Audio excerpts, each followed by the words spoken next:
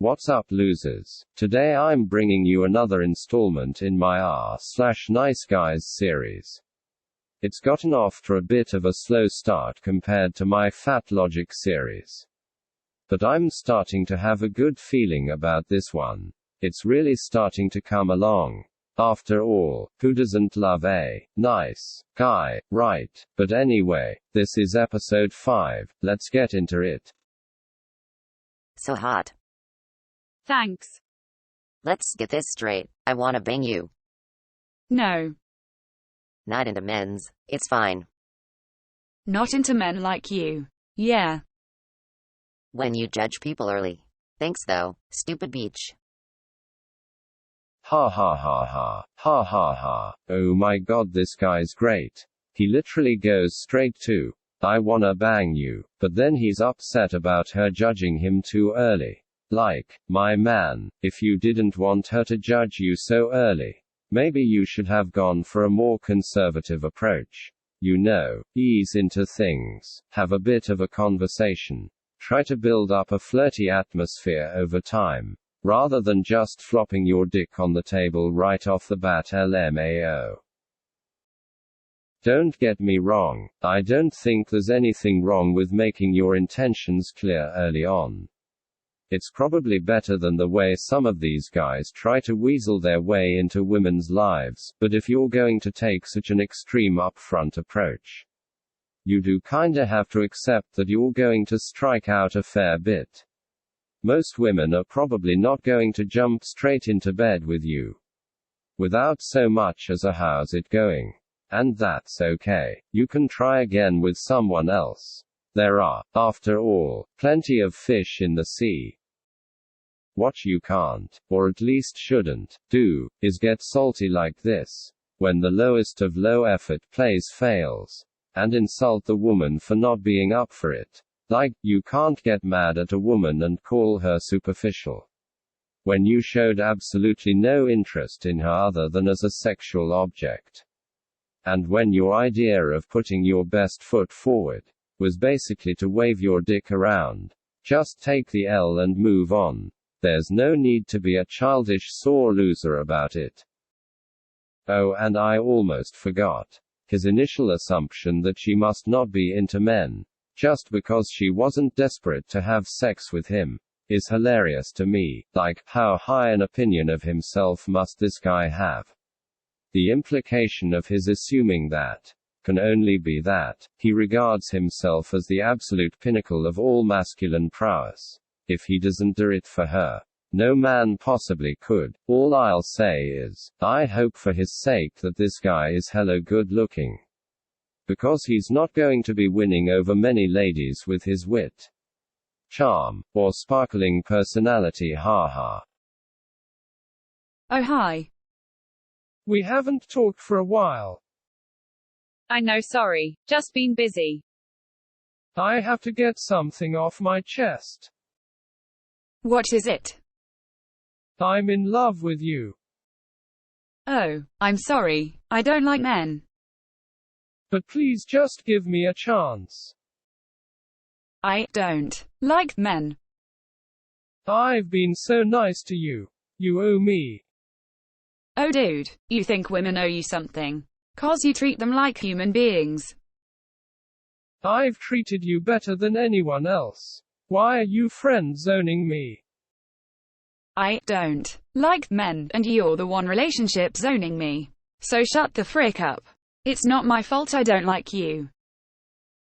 Hey, you're ugly anyways. Oh, you're one of those guys. Frick you.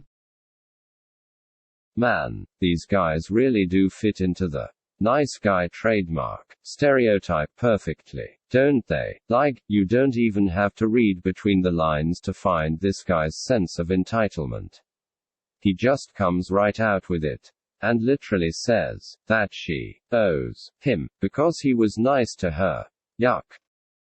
Interestingly, we find here yet another example of a nice guy failing to understand the concept of homosexuality.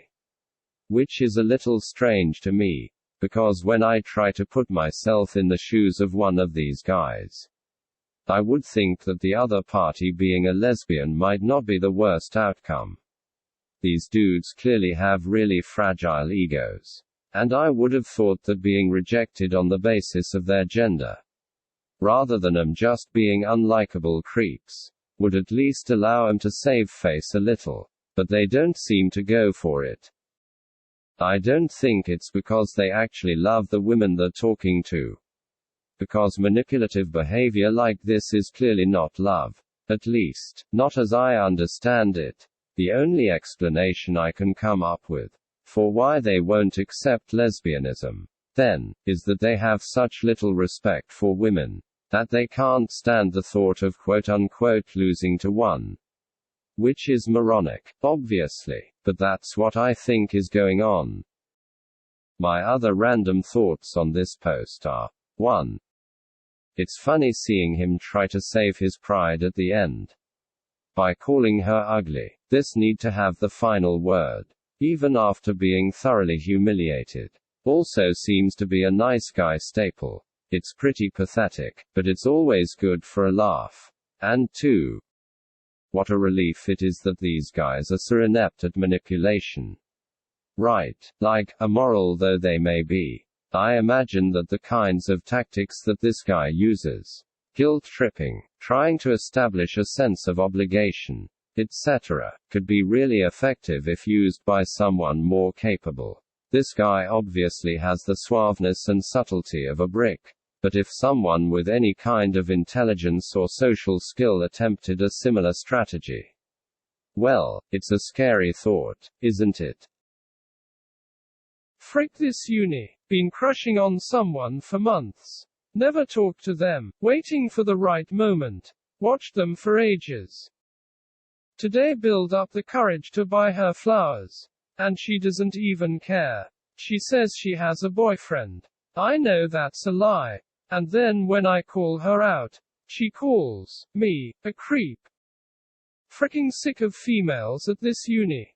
Can't appreciate an act of old-fashioned romance. Bet if some Chad went mad Mike on you, you wouldn't make up a sheet excuse. Fricking liar. Females are so cruel these days. To the kindest of men. Okay, so, this guy is just a straight-up stalker. Right, like, he, by his own admission, watched her for months, never talking to her, waiting for the right moment. He scoped out her life well enough to know that she didn't have a boyfriend before even talking to her. Then sprung this information on her when she tried to extricate herself from his awkward and inappropriate love confession.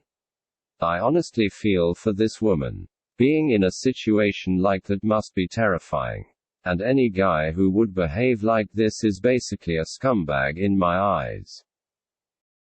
The fact that he thinks that he's the victim in all of this, to the point that he would go on social media whining about it, and attacking women for not recognizing him as the kindest of men, makes one's blood boil. Like, I'm actually getting kind of fired up over this. Frick this guy, she was right to call him a creep. If anything, he deserved to be called worse. On some level, I understand that fear of rejection can make someone only focus on themselves and forget about how their actions affect other people. This guy probably did hold back out of fear, rather than because he was trying to stalk her. But understanding and justifying are two very different things. Even if you are nervous and worried about rejection, observing someone from a distance over a period of months, and gathering personal information about them, is creepy whichever way you slice it.